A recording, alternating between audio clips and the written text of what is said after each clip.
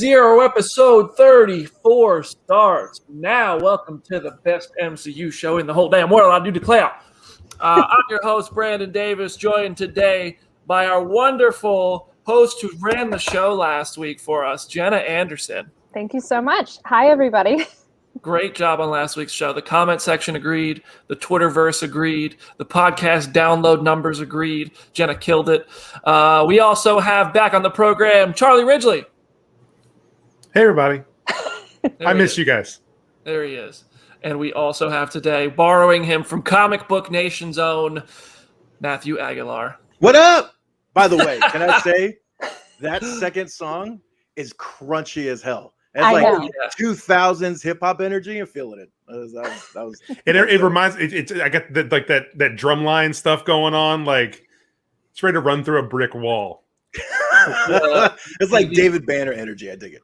The podcast listeners will never know the countdown music and how epic it is. But one day maybe we'll release like a Phase Zero rap album set to that. Oh my gosh. We'll have a musical episode. We have a cool show today. We're going to run through some big MCU news. We're going to have a debate, and I think we have not rehearsed this debate at all, but I do believe we are fully going to land divided on this debate today. We have some big MCU news. Venom's MPAA rating has everybody pissy. We have Shang-Chi news.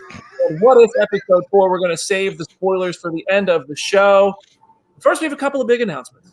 All right. I'm very, very excited about these announcements. People have been tweeting at us, trying to get it out of me. I wouldn't even tell my mother. I called my mom and I told her this news, and she was wearing her mask, but I saw how wide-eyed she got, and I was like, this is big. This is good. So first of all, we have two announcements. The first announcement is that this Friday, at a time which is TBD, we will be recording our Shang-Chi bonus episode, full spoilers, deep dive into the first Marvel movie in Phase 4, which is also set in the future of the MCU and not the past. It's a great movie. It comes out on Friday. Highly recommend watching it. I adore this film. Our second announcement, which I'm very, very, very, very, very excited about, much more than the bonus episode, which I am already very excited for, is that next Wednesday, live on Phase Zero, right here, and in podcast form all around the world, whenever you can listen to it at your best convenience, will be Shang-Chi himself, Simu Liu, joining the podcast. I'm so hype about this. This is the best news ever. And I hope the comment section lights up right now because I need the energy. I'm so excited. This is exciting. When you told me it the other day, I screamed for a solid 5 minutes. So the comment section seems to agree. They're very hyped right now. But yeah, that is just going to be so much fun. The question is then, who did Brandon not tell? You just said you didn't tell anybody. And he didn't tell me. His mom told me. I found out from Brandon's mom. She FaceTimed me when he got off the phone. So I know she was excited because she and I talked about it for a little while. Listen, all right. I didn't tell Twitter, and to me they are everyone. Okay. Okay. I'm sorry. I love this. Look at this comments. This is why we love you guys. They're sharing my excitement. They're not making fun of me. That's why they're my people, okay? Yeah, well, you know what? I sat there, I got the email that said Simu is confirmed for the podcast. I was at Eleanor's house with her family, and I screamed. I made out like a have you ever seen the movie Accepted with Jonah Hill when the skeleton falls through the ceiling at the old college and he lets out that squeal? That was me in that moment. So that is such a specific reference. That was when was the last time any podcast brought up Accepted? Mm-hmm. I love how Jim's already taking credit for it in the comments. Yeah. Jim did text me and say, check your email. That did happen because I was busy doing other work. All right, Jim. Anyway, so that's the excitement. That's the exciting news. Hold on. I got to tweet this. I got to let everybody know. Yeah. Boom. It's tweeted. I had the tweet typed already. I just waited to announce it on the show. All right. A week and a half tweet, just sitting and you stare at it, you want to click it every day. Mm-hmm. I desperately wanted to click it every day. None of you three have seen Shang-Chi yet, right? No, I'm going tomorrow. I have tickets to see it tomorrow night. Okay. All right. I think we're going to the same theater there, Choo Choo Charlos. Yes, that is correct. That's right. All right. Enough about our exciting announcement. We're all excited, but now you're here for the news. We're going to start with the debate, and I think this one's going to get heated because Daredevil is one of pretty much the most universally beloved things Marvel has ever done. The Netflix show. On the very first episode of Phase Zero, we sat here and we said, yo, Charlie Cox is back. And it went everywhere, and I didn't expect it to be such big news, but it was. And I'm actually happy that happened because it definitely helped the podcast grow on its first day.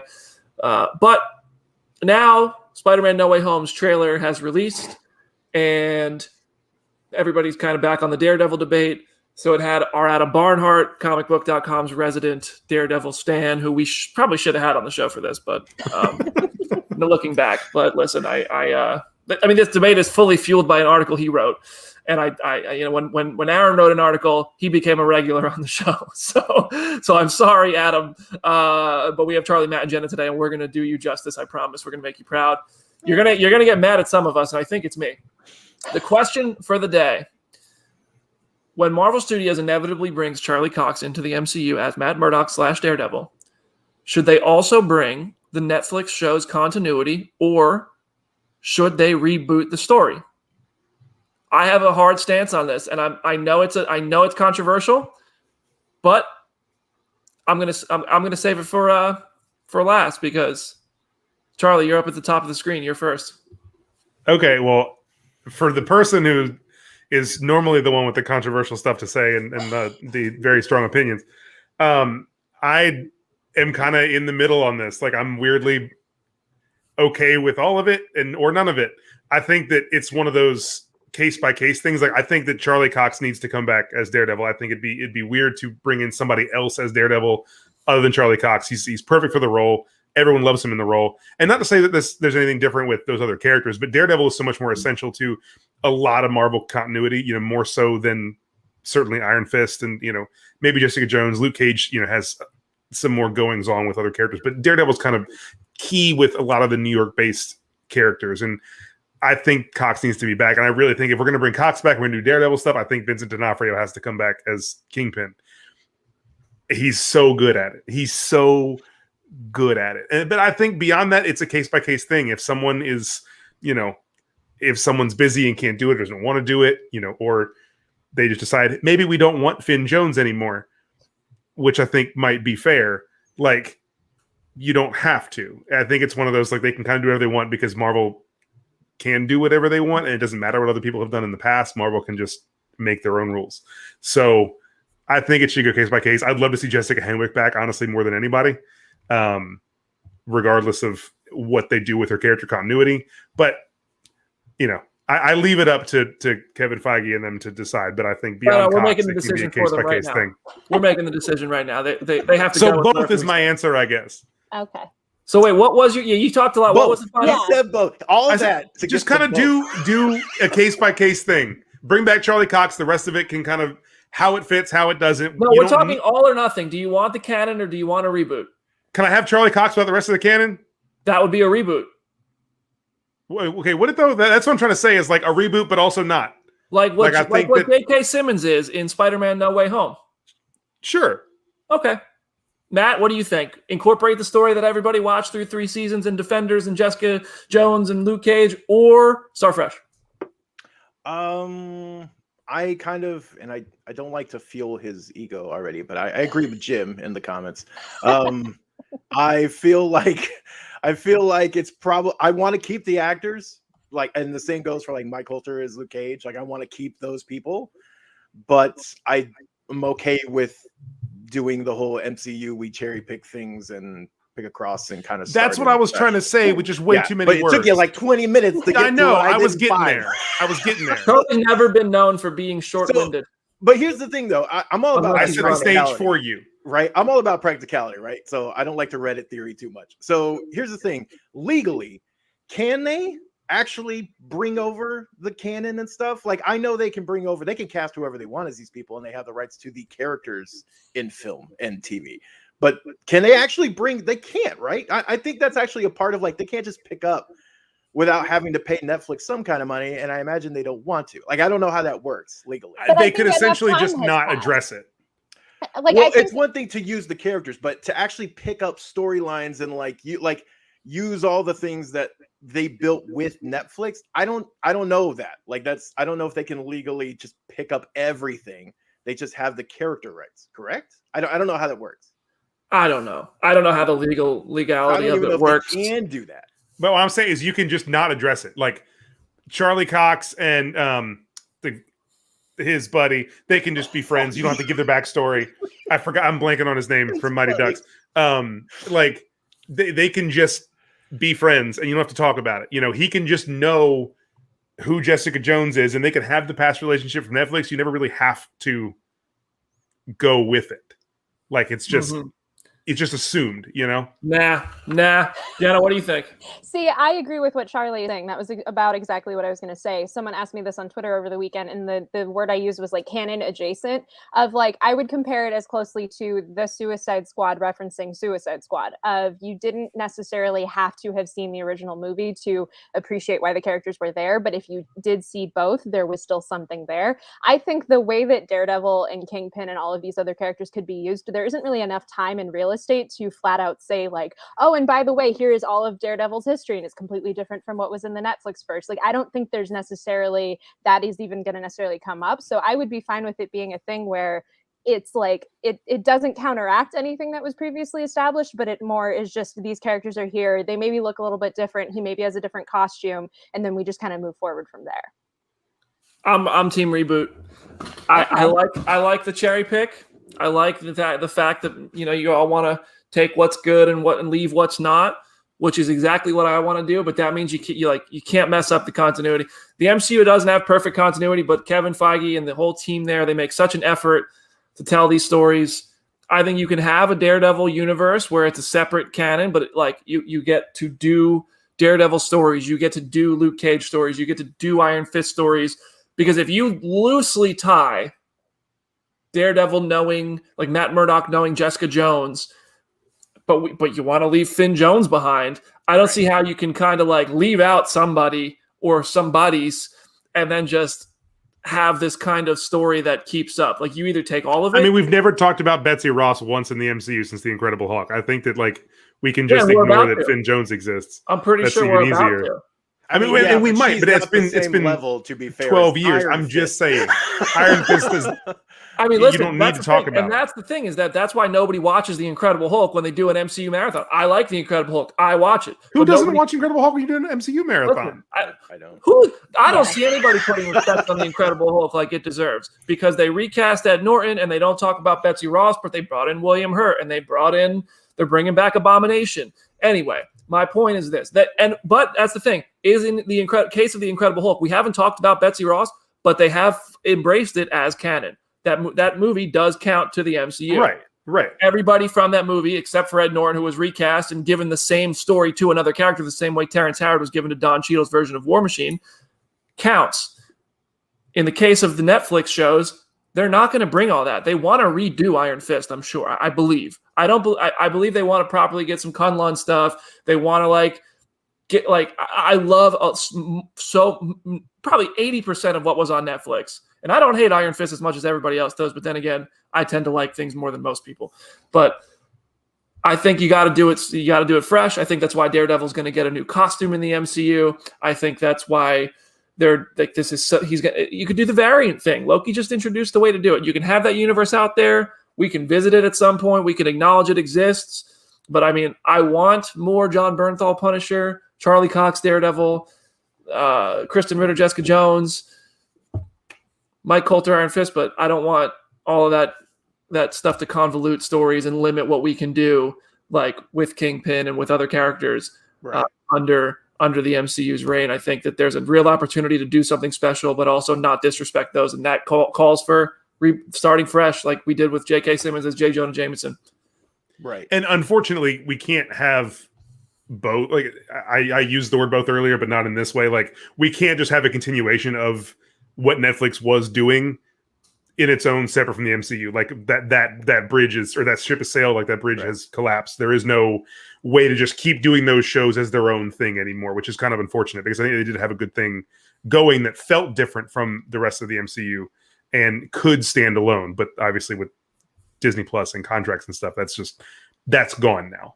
Did I say Mike Coulter as Iron Fist? You did. I was going to let it go. You also said Betsy Ross, and the comment section has kind of acknowledged that. Well, I need to come back around. I did say Betsy Ross. Yeah. I really need to just let the comments know that I do know Foggy Nelson's name. I was trying to think of Eldon Henson, and I felt bad because I talked to him like a few months ago for Mighty Ducks, and I was like looking at his face in my head, and I could not think of Eldon Henson. So I do know that it's Foggy. I just said Charlie Cox and I was trying to think of Eldon Henson's name. He does not have an easy name to remember. I'm sorry. My biggest thing with the reboot angle is there's just no way that after so long of not having these characters to be able to use, that Marvel goes, oh yeah, we're not going to do another Elektra introduction story.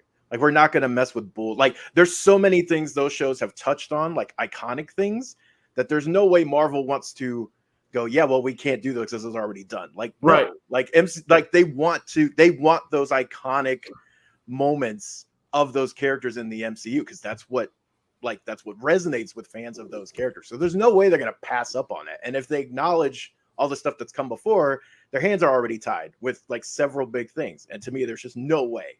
Like, there's no way they're missing out on that. Yeah, and that's the biggest reason why I think it's going to have to be like variants. It's a reboot. It's the same cast for the most part, if not entirely, but they're going to start over because they don't want to have their hands tied by a canon they did not make themselves.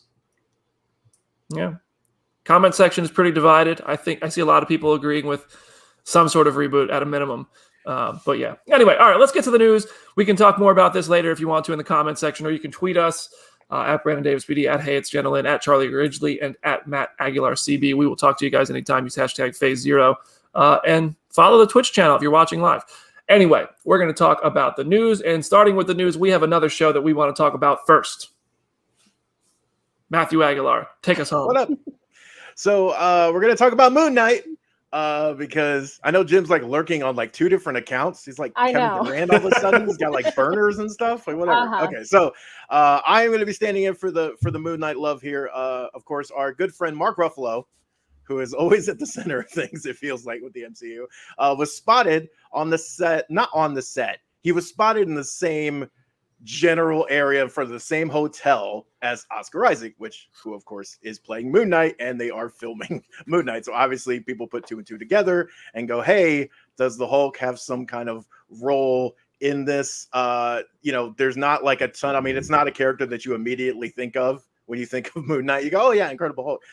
But there was like one really kind of fun fight back in the Carol Danvers Miss Marvel days. I still got Cap in here. Just wanted to shout that out.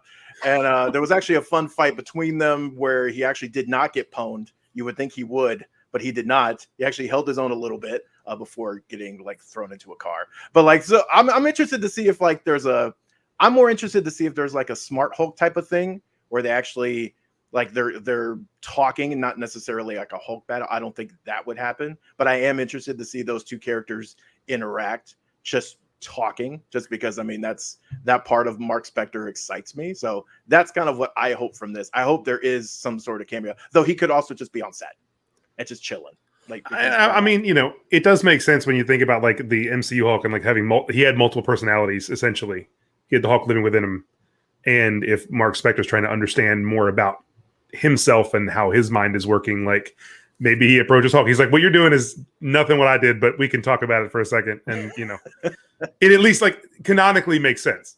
Right. Because I really want to see Bruce Banner and the Hulk be separated again. I want Rage Hulk, not Professor Hulk anymore. Yeah. I hope that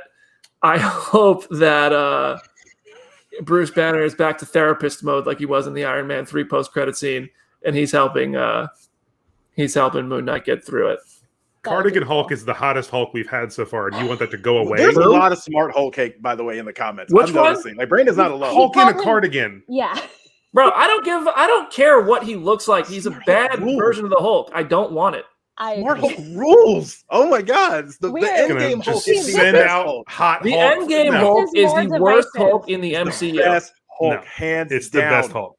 Best Hulk. Endgame Hulk is the most boring version of the Hulk.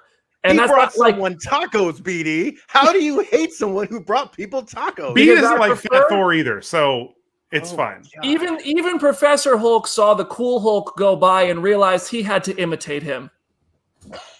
Someone call the garbage man. This is more divisive than the Daredevil conversation. Like, we were way more in agreement about Yeah. that than we are with this. Oh my god. But no, I completely agree. Like, it is such a weird idea to potentially have Ruffalo in this show. Like, I don't know how it could work. I also, like, it's too much of a coincidence for him to have just been on vacation in Budapest, and he just happens to stay in the same hotel. So, like, there has to be something there, but I mean, famous people are friends, though, sometimes. Yeah. So I don't know what it is. Like, we might be reading a little too much into this situation, but like, if he does cameo in the show, I'm really curious to see how they make that work. Because on a narrative level, I feel like there's a lot of ways you could go since they are so disconnected in the comics most of the time. Right. Yeah. Do you think we've gotten to a point in the MCU where they're willing to just like, hey, Mark, go hang out with Oscar for a day, just for no other reason. Just go see the set.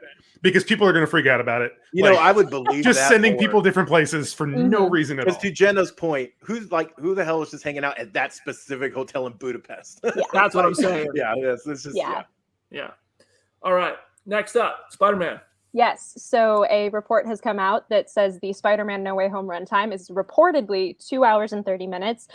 This comes from a listing on Cineworld, which probably might have just been a placeholder. Like, we're not 100% sure. But at the moment, until we hear otherwise, this is what people are regarding to be the runtime of the movie. So what does everyone think about this? Because I feel like 2.5 hours almost feels like enough to cover everything that they want to cover. But like, after Endgame, I'm almost wishing that they would push it closer to 3 hours, because I feel like there's so much canon that is going to be in this movie. So it's like, the longer the runtime, the better. I'm with you. The longer, the better. Up until a certain point, I think 2.5 hours is a really nice sweet spot, especially for how much they're trying to put into this movie. But I'm about to sit through almost 3 hours of Dune tomorrow, so I mean, we'll see how I feel about long movies after that. Endgame made 3 hours fly by, but Blade Runner 2049 made me feel every minute. Don't start a fight. I'm like, start a fight. We've already got start a fight. We don't need a second fight about Blade Runner 2049, because I will disagree with you on that. So I will fight you with my fists for Denis. Pricey. I love Denis. I think he's great. Blade Runner 2049 was not my favorite movie. Anyway, we're talking MCU. We're simple MCU people, okay? We don't talk about big artsy actual cinema here. You brought Denis into this. Yeah. Anyway, Also, what do you think of 2.5 hours? Let's just talk about John Watts. What do you think about 2.5 hours? Multiple people in the comments wanted to be 226. I just want to acknowledge that, because Lizard 226. Lizard at 226. It's too long, but they're doing so much in the movie that it feels necessary. I think they're doing too much in the movie, so that's why I think it feels long, because I want them to do a lot less than I think they're doing. But for what they're doing, it seems like 2.5 is probably what you need. I need a second movie. Yeah, let someone else talk about Spider-Man. I'm not ready yet. Matt? Oh, you want me to talk about Spider-Man? Go around. Everybody's opinion. I've been watching the same movies, and I'm not ready for I this. am the resident, evidently Spider-Man hater. Look, I just want him in the movie. Can I just get him in the movie for 10 minutes? That'd be great. No, you can't. That'd be awesome. If I can get him in his own self-titled feature for more than 45 minutes, I'll be happy, man. I don't care if it's 3 hours or 2. He will never be on screen without another Avenger. I'm good. Y'all are haters. I prefaced it, by the way. I was I know. from the get-go. That's a whole other conversation. The conversation about Spider-Man and his MCU mentors. But I enjoy some kind of legal rule, like they have to have someone in there for Marvel and Sony and stuff. But it's exhausting. Listen, I think I've said on. I don't think you guys were on this episode, but I have said on here. I very much want a Spider-Man movie that is Spider-Man in New York with Spider-Man villains. I mean, you could have other characters pop in because that happens in comics all the time, but he also can solve problems on his own. So I want that. That said, I think it's cool to see Doctor Strange in this movie. I don't have a problem with it. I didn't have a problem with the Tony Stark stuff. Robert Downey Jr. got paid $1 gazillion for 4 minutes of screen time in Homecoming. So you can't even really say that he was all over the movie, but he was. I get it. Anyway, I like it. Anyway, all right, Charlie. Another Spider-Man is Spider-Man adjacent. Something I'm so much more excited for than No Way Home. Sorry to everyone. Venom: Let There Be Carnage it seems like actually coming out. The poster said October 15th. So it seems like they're planted because how much farther can they push it before no one cares anymore? We're already reaching that point with a lot of movies. It's officially rated PG-13, which of course it is. People are angry and surprised by that, but it was always going to be rated PG-13. I don't think there was really a realm in which it was going to be rated R. And I don't think it has to be. I know, Brandon, we've debated this a lot over the years, especially talking about Deadpool and what needs to be rated R and what doesn't. I think you can be violent with stuff as weird as Venom and without showing blood and guts and stuff, and it's fine because you have symbiotic nonsense. More importantly for this movie is that it's weird, and you can be as weird as you want to and still be PG-13, and the trailer seems to embrace that. So, I don't think anyone was realistically expecting it to be rated R, but it's officially not. So we can kind of get all of that speculation like out of the tentacle way. tongue down a dude's throat to kill him in the trailer. Exactly. I mean, you don't need the Suicide Squad violence for a movie to be good. I love the Suicide Squad. The violence is not the reason I love the Suicide Squad. So I think Venom Let There Be Carnage could be just fine with PG-13.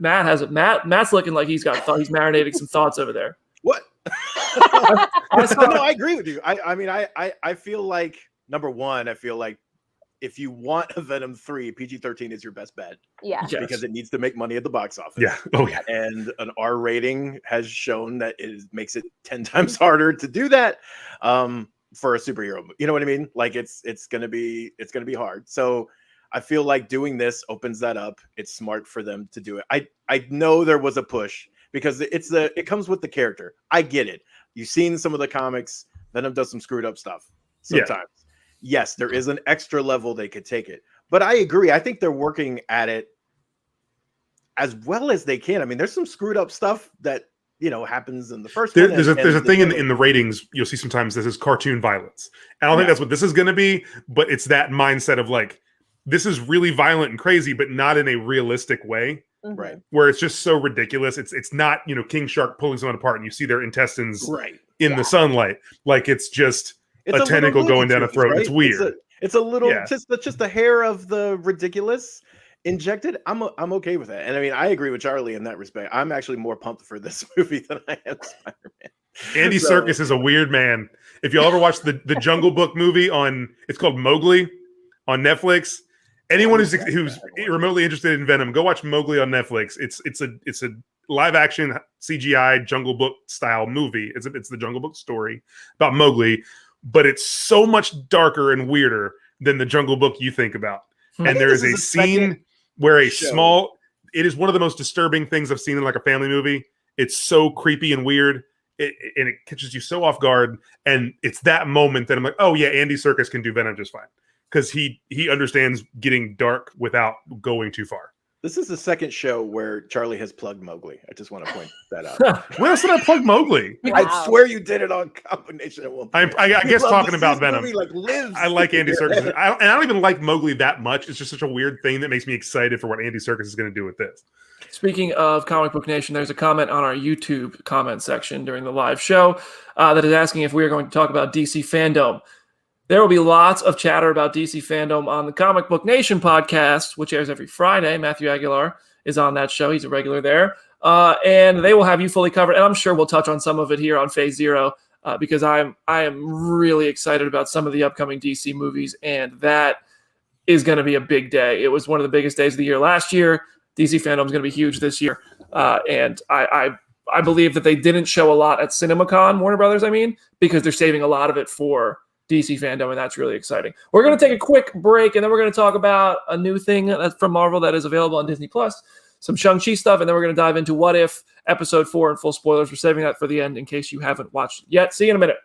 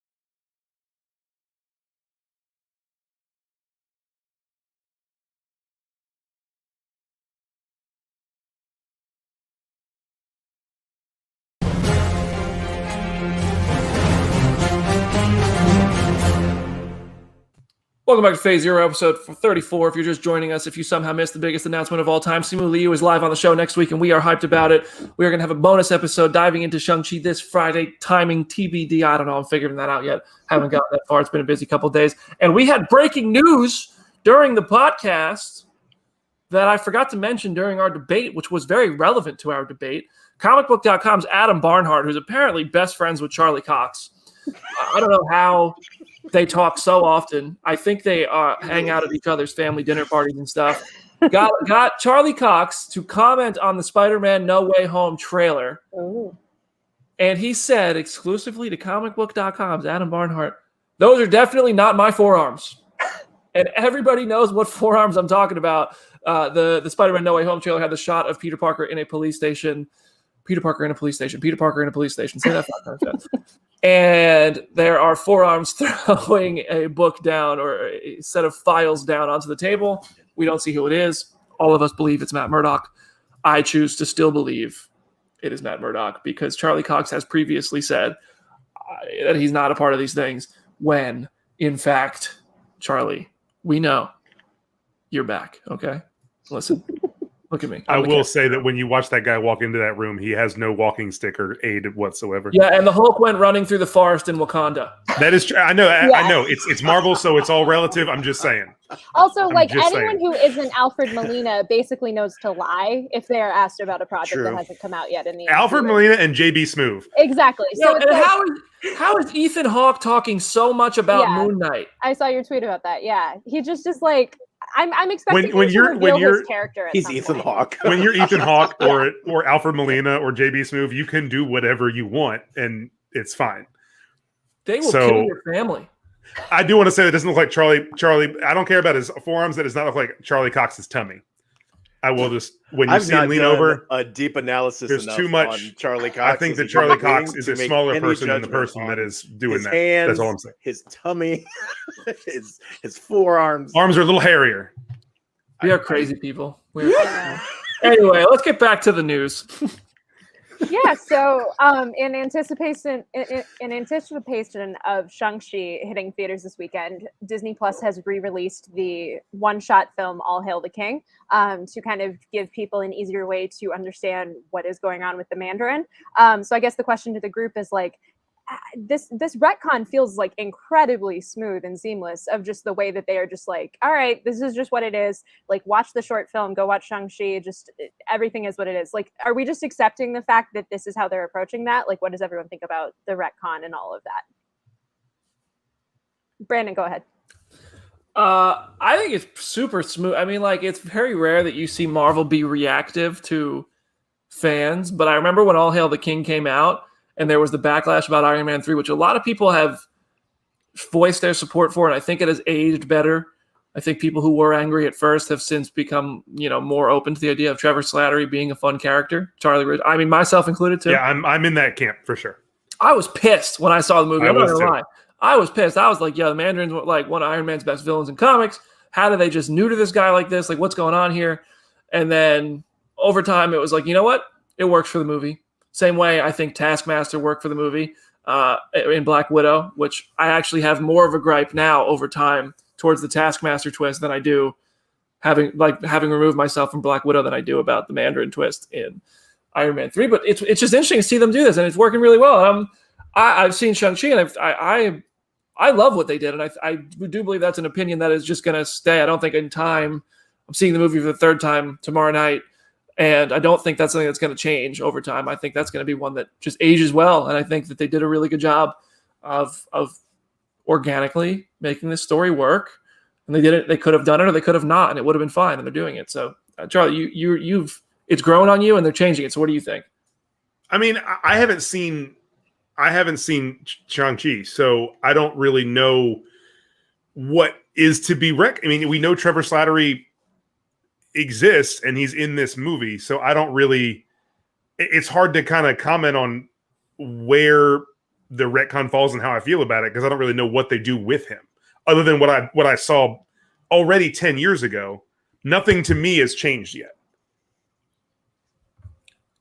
Sorry guys, I just got a text from eHarmony asking me to join. That was really There's a number I didn't know. I know, that's what I thought too. Listen, like, you summoned me. The last time I got, wow, I'm so sorry. No, I'm not interested, by the way. But the last time I got a call or a text from a number that I wasn't familiar with, it made for a really great clip live on the show. So I checked it. This time, not so much. Sorry. So I want to give Matt a chance to weigh in on this too. I mean, I'm kind of in Charlie's camp as far as like I haven't seen the movie yet, so like I don't know how to assess that. What I will say is I don't like Iron Man 3. Has nothing to do with the Mandarin twist. I just think that movie's trash. So I've never liked that movie. I've never liked it. And that was the thing that bothered me the least. So like the fact that it always was weird. It always was odd that you would play such a huge villain as a joke without some kind of backup plan to eventually turn that character into an actual credible threat. So I'm actually glad that, you know, they're doing things with the character. Because I always thought that was kind of odd. I mean, Iron Man doesn't have very many like kind of A-list villains, and even the Mandarin he's not an A-list questionable. Hero. Right. He's well, okay. He is now. He was not now. Then. He was not back then. When the MCU started. You've got like, Dark Iron Man. None of the Avengers really Bird Guy and super racist caricature. So, from but Asia. I just think to take that character and make it a complete kind of just for a laugh was odd. That was an odd choice. But I'm fine with doing. I think it was for Marvel. I think for a Shane Black movie, right? It super fit. But I wasn't going to see a Shane Black movie. I was going to see a Marvel. You know what I mean? Like, there's half the people there. Most of the people there are going to see an Iron Man movie. Right. I'm just saying. Yeah, I'm just saying the approach kind of, can alter that expectation sometimes, depending on how or why you're watching the movie. But I agree with you. All right. We got one more bit of news here that we're going to talk about before we talk about What If Episode 4. So if you haven't watched Episode 4 yet, you're still in a safe space. Shang-Chi. I had the chance to interview the cast and the director and the producers, which you can find on the Comicbook.com YouTube channel. Thank you to everybody who has already watched those and left really fun comments. I unfortunately read the comments, which I know I shouldn't, but these ones have been positive, so I appreciate y'all. And so it seems like they really clearly have sequel plans in place. And when you see the movie, which I'm sure most people who listen to Phase Zero are going to try to see Shang-Chi this weekend, but you'll get a really clear picture that there is sequel ideas, and I just feel like Simu Liu was immediately thrust into becoming a workhorse of an actor for the MCU. Like his next appearance seems very imminent, and the Shang-Chi sequel seems just inevitable. So it's really fun. I mean, I asked Destin Daniel Cretton, was there any deleted scenes or anything you wanted to put in this movie that you didn't get a chance to? And his answer was yes, but I can't say what it is because I want to do it in the next one. So that's already a sign that he's planning on doing another one. I asked him straight up, are you going to do Shang-Chi 2? And he said, I hope so. They can't say yet. I'm sure probably by Monday they will announce a sequel. How those things go. The way the Falcon and the Winter Soldier ended in the same day. They were like, Captain America 4, deadline.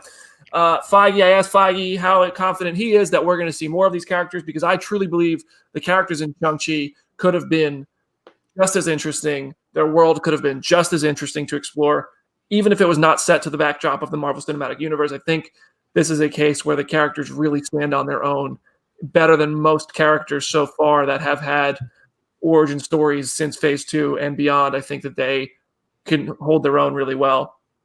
And Feige's confident, and he says he's always a little bit nervous when they do something like this, but he's also confident. I think he's just, he knows it's Marvel. We're going to make a sequel no matter what. Razor Fist actor Florian Munteanu already wants to fight Wolverine. R.I.P. Razor Fist, apparently. And I have a question. I want Matt to do this because he knows the most about Marvel Comics of all of us here. Agents of Atlas. That could be like, we've had several characters that are part of Agents of Atlas already in the MCU. Shang-Chi is another one of them now, debuting this Friday. Is that something that is there any stories there that you want to see there? Or because Agents of Atlas isn't that's not an A-list group. You know what I mean? The same way Iron Man wasn't an A-list group before he was in movies, but they have enough. Right. It's so hard though to talk. Okay. Number one, would I love to? Yes. I don't know. We're probably talking if you look at it, it's Phase 4, right? And we haven't even got champions yet. We don't even have the new Avengers all the way. You know what I mean? So like this would be probably a little bit further down the line because there are a lot of newer characters as part of that group that like are relatively recent, even in the comics. But there's a lot of really cool characters in that mix. I will say though, like most of that group really revolves around Amadeus Cho, who I love. I know it's divisive, like whether people love that Amadeus Cho version of Hulk. Yeah, I'm totally down to see Amadeus Cho in the MCU. I mean, Amadeus Cho's comic had Jeremy Lin in it. I can't not love it. Right. Like there's so much that character, by the way, I feel like if we're talking like we're looking at Hawkeye being the thing that kind of like passed the torch, right, to Kate Bishop, who I adore. So like I'll be excited for Hawkeye now. But like this could be a same thing, right? Mark Ruffalo ever wants to kind of, segue out and just do guest appearances, the world needs a Hulk, right? I mean, I don't know. I love Amadeus Cho. I think he's a perfect fit for the MCU just in tone. And he's become a central part of Atlas. And so if you use that to kind of build around, I'd be down for that. And then you also have Shang-Chi, right? Like you're starting to have the pieces there, but it's going to be a minute. But I am down for that because I think there's some really interesting stories you can tell. There was actually one, it was in a recent arc. They actually did a really fun thing where this like tech company made technology where like you could walk, like if I were to walk out my door, there would be a portal there and I would walk straight into New York. And then that was connected to like Tokyo. And then that was connected to like Egypt. Like they made this technology where you could like just tour the world in a matter of minutes. And like, then it kind of became its own society. There's some really interesting ideas there. I think would be fun to explore later on. But yeah, I'm down for it. Long-winded answer. Yes, I'm down for it. I'm proud of you. I'm sorry. Part of the thing that made me think that, which was just pointed out in the comments by Ryan Reflects, is that it would be cool to see Jimmy Woo set up the Agents of Atlas. And after everybody fell in love with Randall Park really hard in WandaVision, I think that would be fun. Also, I want to say the Spider-Man ride at Avengers Campus, which is full of MCU Easter eggs. It's an alternate universe, so it doesn't really count. There was a locker right next to P. Parker and several other characters from the MCU Spider-Man movies and several just comic characters. One of them said, "Hey, Cho." So maybe they are having some fun with it. Oops, son. Yeah. Wow. And the last thing I want to shout about Shang-Chi before we move on to What If is I think this is such a cool story. So Manger Zhang, who plays Zhu Jialing in Shang-Chi, the way she puts it is this quote is, "She was cast single and wrapped married. She met her husband on the set of Shang-Chi and they got married during like the pandemic and the production and all this." They fit like, I think that's so cool. I don't know if that's ever happened on a Marvel movie or any movie before. It probably has. I know actors and stuff, they have scenes and they, but this guy is Young Lee, her husband now, is the action designer on the film. And so they had a quiet little marriage ceremony. Everybody found out. Simu Liu threw them a party at Disneyland. Aquafina booked a venue and they had a whole karaoke party. And I think that's awesome. I think I just wanted to say, I think that's a cool story. Yay for love. I know the whole MCU, like they really embrace the idea of being a family. It really feels like everything I've seen so far with this Shang-Chi cast and crew, like partly because of what this movie is for the Asian community, and part of because of the pandemic and how it was filmed and stuff. Like it's so cool how incredibly tight knit they all feel. Like it really has more of a family vibe than so many things that we've seen from franchises like this. I agree. Comment section, love the yay for love, Matt. Of all the things I say, that's the one that gets them riled up. Yay for love. All right, let's move along. We're going to go full spoilers now from this point forward. And we are talking about What If episode 4. We have about 12 minutes to do so because a few people have hard outs here. But if you want to talk more, hashtag Phase Zero at Phase Zero CB, and all of our handles are right here on the screen. If you're listening to us in podcast form, should have watched live. Reactions. We're going to go around the horn. Matt, you got the short straw. You're at the top of the screen. What did you think of this Doctor Strange episode? Oh man, I didn't even realize I was rotating. That's fun. I've been a little not so high. I love Captain Carter, and then for me, it's been kind of like I did not like the second episode. It's been kind of a roller coaster. I liked the last episode. To me, this episode is probably the best episode of the series so far. This is like feels like a what if. This feels like a what if from the comics, where we spend a little time recapping and then you see the twist and then it really leaps into its own story. It feels like something different. Those are the most fun what if comics. That translates to this. And there was actually some fun little twists in there. It got emotional. It was a lot. It was a lot going on. I dug it. I mean, I feel like Janelle's gonna lose her mind over this episode because she's such a Doctor Strange fan. But yeah, I dug it. I dug this a lot. Charlie, you're up. So what was that in Deadpool where he's like, you must be from the DC universe. You're so dark. Like, this was so devastating. And I like that about it. I really, really enjoyed that it was dark, because I think Doctor Strange is kind of a tragic character, and we don't see that as much sometimes. You know, a couple recent runs in the comics have really dove into how tragic he really is. And you know, now we get to see what he would do for someone that's not himself. Like, we've seen him be selfish, and this kind of makes him a cooler character, or a more, not wholesome, but a more well-rounded character, in the sense that, like, oh, he would do anything for someone he loves, but also a more frustrating character, because he will go to such dangerous lengths and cast aside anything that he believes in for one specific thing, because it can be so, like, he can get tunnel vision real bad. And I really liked seeing this downfall for him. And obviously I like what we have in the MCU. I like seeing this alternate, version of it. But I think there are a lot of implications for what this could mean. And that was part of what I really enjoyed digging into it. And I'm going to wait until after you and Jenna talk to Brandon to dive a little more into what this could mean. But part of the fun for me was, after dealing with all of, like, this heartbreak this morning, is watching how this could piece together and what it could do for Multiverse of Madness, for potentially No Way Home. Like, I think there's maybe some clues for other things from this episode. But all in all, I really enjoyed it. Jenna. I liked this episode a lot. I do think I liked episode 2, 3 a little bit more. It's funny because I was talking with Charlie before we started recording, and you would have expected the murder mystery episode to be the darkest, most, like, depressing one, but this one was emotionally heavier. Like, just sitting through it and getting to the end, I almost started, like, I chuckled when the credits started rolling at the moment that they did, because it was like, oh wow, you're really just going for this. But I thought the action sequences were really well executed. I think this is the most I've liked the animation style. It felt like Marvel doing a Disney movie. Like, it felt like old school Disney animation in a way that I feel like for some reason the other episodes really didn't. And I find it really interesting that this is our second episode in a row that has basically shown, like, this side female character is more important than you think, because we had Hope and her death kind of setting off the action of the murder mystery, and then now we have Christine being at the center of all of this. So I think it's kind of cool that, like, we're dealing with, like, women in refrigerators, but we're dealing with it in a way that is kind of, like, proving the point of how important they are for the main universe. So I think I agree with everything that all of you have said. I thought that, well, except for Matt, episode 1 was my least favorite by far. I think they've gotten better as they go. And episode 4 maybe better than episode 3. It's close for me.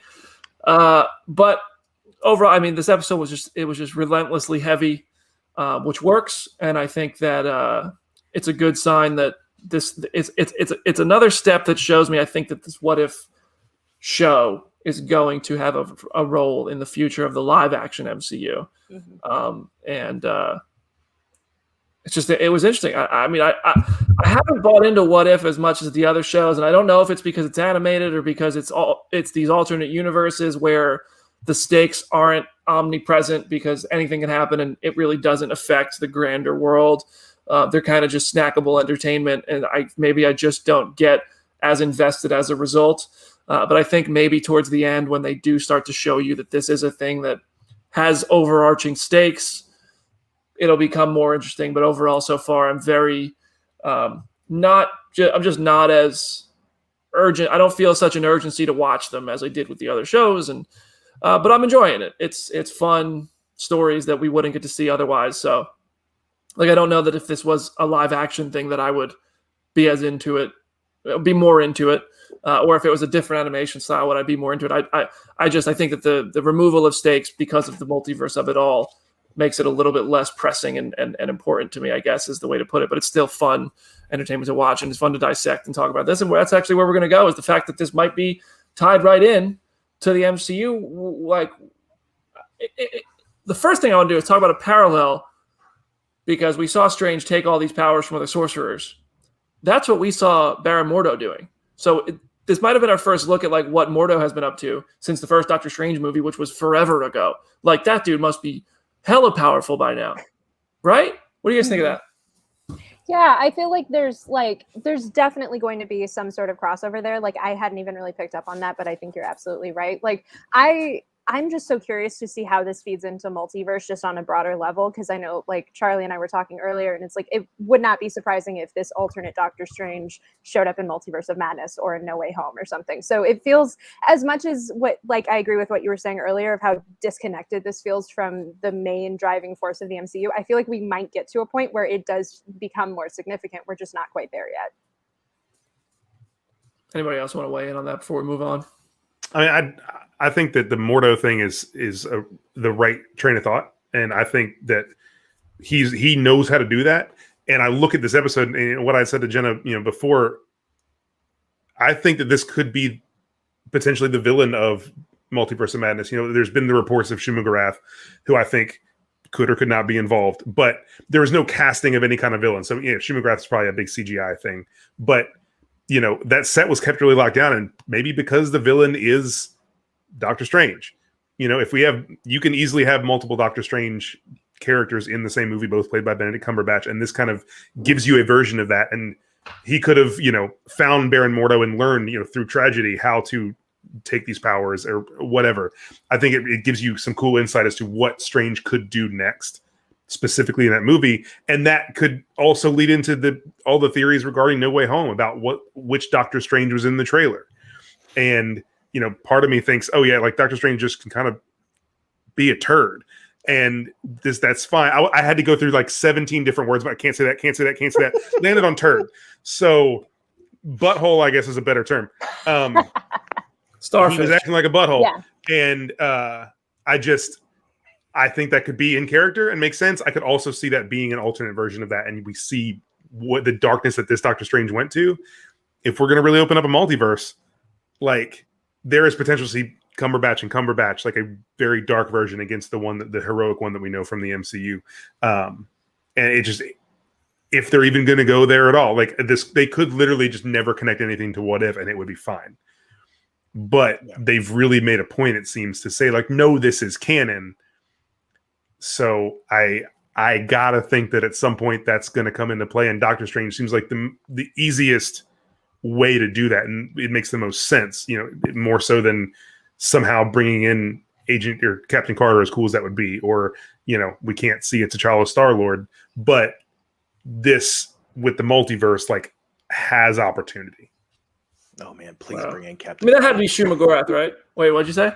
Please bring in Captain Carter. I love Captain Carter. Oh, I would love that. I would love that. But I think actually that, like, I hope I understand it, and it makes sense that like this stuff is canon, and I do feel like the MCU will acknowledge things that happen, like, oh hey, in one universe, like, you destroyed the world. Like, I think in that respect, like, it's canon, and they'll refer to it. I don't necessarily think, because I think because we're talking about the similar concepts with Baron Mordo, you rob him of that uniqueness if you then just make Doctor Strange do the same thing. Like, that's why that whole plot line, even as weird and forced as it was, because it felt like it took place within 20 minutes, was like, hey, like, he's going after all these people, and then we're gonna like port that cool factor to Doctor Strange. I feel like that gyps him. I hope they don't actually do that. I was just happy to see, like, I do feel like we're on the same concept. I mean, there's been things in the comics where, and Shuma's been a part of that, where, like, people eat mystics and sorcerers and they absorb their power through that. I mean, they're essentially like mystical cannibals, and that's creepy and weird. But like, I'm actually glad that they like absorb them through this whole method of like, hey, come into my eyes and like, let me absorb you. I thought that was better executed than the other. So it reminds me of that old Bone Thugs and Harmony song, Look Into My Eyes.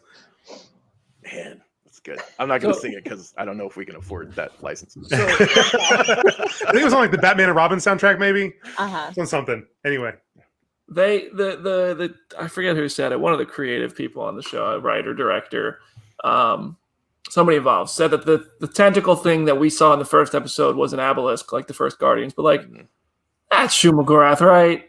It has to be. Now that we've seen it twice, and it's exactly the same. Exactly.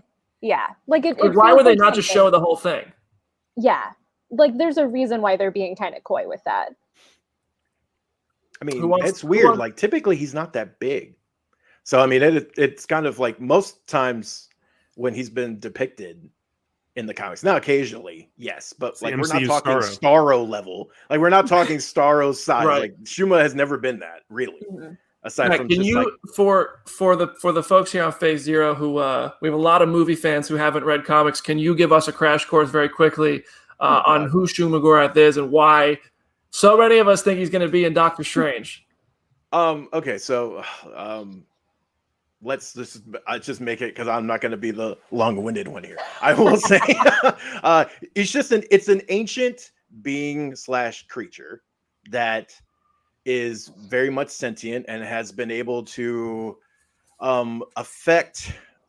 Has a very it's one of those, like, I remember trying to explain Cable in The Office one day. Oh my god, I remember that. You remember that conversation? And that went terribly wrong because it's like, okay. Anyway, he's just a mystical. Man. I mean, honestly, it's funny. I mentioned Starro. There's actually some carryover and some similarities there. He is able to take control of people, kind of in that same fashion. He can also like a Deathstroke Deadpool situation. Ways. Yes, there is some of that. Pieces of him have been used to access power. There's some of that. Like, but he's just really like, honestly, a lot of times he's kind of used as a MacGuffin. It's like, hey, we need some ancient powerful thing to power this thing. Shuma. And he's creepy and weird and he has tentacles. Like that's kind of how he's been used. There's a lot more to that, but like that's really a simple explanation here. And I think honestly the MC will kind of take little bitty pieces and run with it, because you don't really need to like bring all the baggage. Like I think actually they'll do a good job here. I think that is him. He is bigger than he's really been a lot of times, but he has like gnarly teeth, a giant eye, like I think that could be him, and they'll give him an MCU makeover. This multiversal cycloptic magical squid. Yeah. I do want to say real quick, before we wrap up with this, that there's one thing I've seen a lot on the internet today, and someone just brought up in the comments. I think Alex Cosman in the comments just said, the Watcher is so evil. We can't talk about this episode without talking about the Watcher just ignoring Doctor Strange in his call for help. I just want to point out, like, that's what the Watcher does. That's his whole job, is to not interfere. He's talked about that in the show and in the comics, his whole thing. Like, yeah, he watches. You can't be mad at him for watching. But I do want to say the amount of cares that he did not give there, and the way in which he was like, nah, sorry, pal. A theory that I've really been thinking about in the MCU is if this version of Uatu is a variant of Nick Fury. As we know in the comics, Nick Fury becomes the Watcher. At one point, he kills the Watcher and becomes the Watcher. Bruh. I just file that away, is all I'm saying. I'm always. Bruh. Oh my god! I'm just saying it. Someone said he's not this episode more than any. There was one last week where he had one eye and it faded into Nick Fury in a transition. I was like, huh. I was already thinking about that, but now you're kind of on my mind. And then just the way that he's like, I don't care, dude. He is so much Sam Jackson Fury to his attitude. I love it. He said like four words in this whole. I know. I'm just saying. 4 words. It's from the comics. It's not just me being crazy. He didn't like look it's at from Dr. the comics Strange and be like, "I've had it with these tentacles on this motherfucking universe." It wasn't how he talked. It was the reaction. You don't bring in Jeffrey Wright to do a Samuel L. Jackson adjacent character. You bring in Jeffrey Wright to be his own. I'm not saying. You don't bring in Sophia DiMartino you are reaching further than the tentacles. To be a Tom Hiddleston adjacent. She's her own character. Listen, I'm just saying. Yeah. And this is why we bring Charlie on the show. It's in the comics. It's an actual thing in the comics. The Watcher is Nick Fury. Yes, the unseen was, yes, it is a thing. He killed the Watcher. and gouged out the eye. And I'm not saying I think it's happening. I'm very interested to see if This I love is it. all a very roundabout way to say Mephisto confirmed. That's today's show. Thank you so much for coming to Phase Zero. We got to wrap it up on behalf of Charlie Ridgely, Jenna Anderson, Matthew Aguilar, and myself, Brandon Davis. We are thrilled that all of you have supported the show to the point that we are able to get Simu Liu live on the program next week. I'm going to see if we can get some of your questions in, maybe bring in some people live. I have no promises that I can make yet. I have to get permission. I have to get all that stuff figured out. But on the day one of this show, I said I wanted to get you guys to meet some of the Marvel family, to interact, and hopefully we're able to do that with Simu Liu next week. We're tremendously grateful for him coming on. We want to have a great show with him and provide something for all of you to really enjoy. Please continue to share our show, continue to comment, tweet, all that stuff, because that is how we're able to make things like next week possible. And we hope you go see Shang-Chi this week. If you hate it, if you love it, share your opinion. If you hate it, be a little bit quieter than everybody else, though. And we will have a bonus episode available on Friday on all major podcast platforms. Have a great weekend. Happy Shang-Chi release, and we'll see you there.